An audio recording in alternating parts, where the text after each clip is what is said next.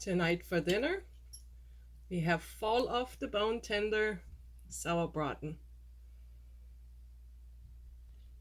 Let's make it.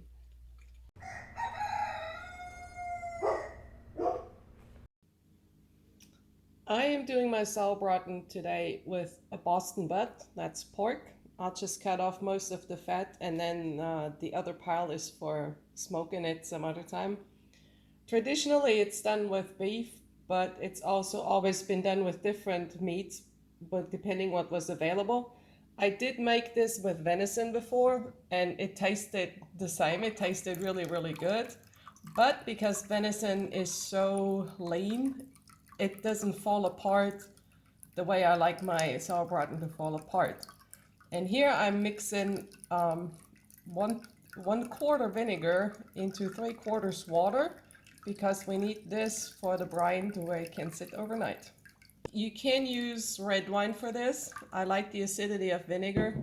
You can use apple cider vinegar. It's cheap, but mine's organic. And then after I cook it, it loses the benefits of being organic raw vinegar, so I might as well use something cheaper. Now what I do first, I pack onions in there because I want the meat to be elevated. That way I don't have to turn it as many times. So the brine can go underneath too. Some celery, bay leaves, peppercorns, and put a nice amount of clove in there because that gives it that special taste.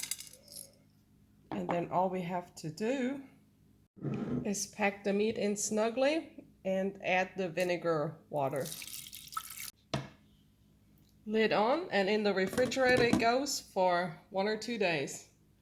So the ratio water and vinegar is not written in stone. You can, if you're not into the sour stuff, use less, but you need to have some in there or else it's just gonna rot on you in the refrigerator.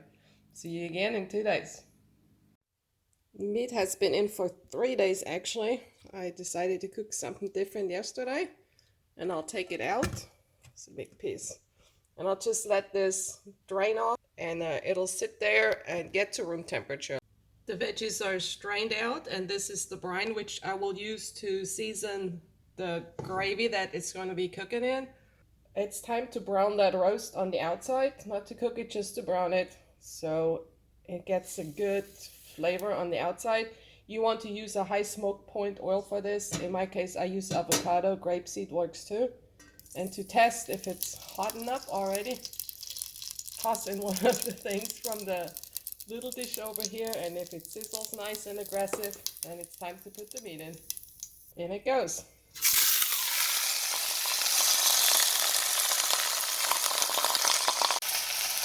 I know this is loud, so it sticks on the bottom, and when it starts to brown and caramelize over a little bit, it will be easy to remove it. So we leave this in to really get a good sear on it. We do not flip it back and forth. The meat seared up nicely. I transfer that in the slow cooker now. I could pressure cook this, but I'm not. I still think that slow cooked roasts turn out better. And now it's time to make gravy. So, gravy. We'll use the same pot because it's already messy and it gets all the sticky, flavorful things from the bottom up. I am making a dark roux. In some recipes, you put in ginger snap cookies or fancy things like that. That's not how my grandma did it. It's not how my mom did it. This is how they did it. Okay, so it goes to 1 part fat to 1 part flour. And I will make this thick because we'll cook the roast in the roux. And the roast will release its own juices, so it'll thin out anyway. It smells good already. Some bacon grease never hurts. And I'll just brown this until it's almost, well, until it starts smelling like brown flour. It's hard to describe because I will also then put some finely chopped onion in there. And then we'll add the liquid and we have a nice gravy. So it's starting to smell. The bottom is really nasty. That's no worry. When we put the liquid in it, it will deglaze it. This has to be stirred continuously because it burns so quickly if it's not moved. And at this point, I'm going to add my finely chopped onions in it because I want them to brown up a little bit as well. It has browned up nicely.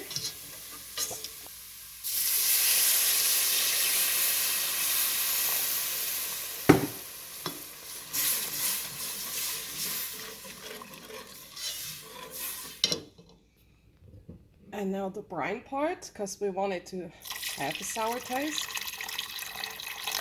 And of course, this is brine from raw pork, but when you cook the gravy, you just let it boil up, and then you can try and you can see if you want it more sour with the brine or if you just add more water. Nice and thick and just salty enough. I'm gonna add some pepper, and it's time to transfer it to the slow cooker. Remember, it needs to be on the thick side. You can always thin it out later, but it's harder to make it thick again. And I don't know how it happened here. It just did this. So I put the peppercorns and the cloves and the bay leaf, some of them in this little stainless satchel here. It's for tea. I'll just stick this in wherever it fits so I can easily retrieve it. And then the onions go in and the carrots.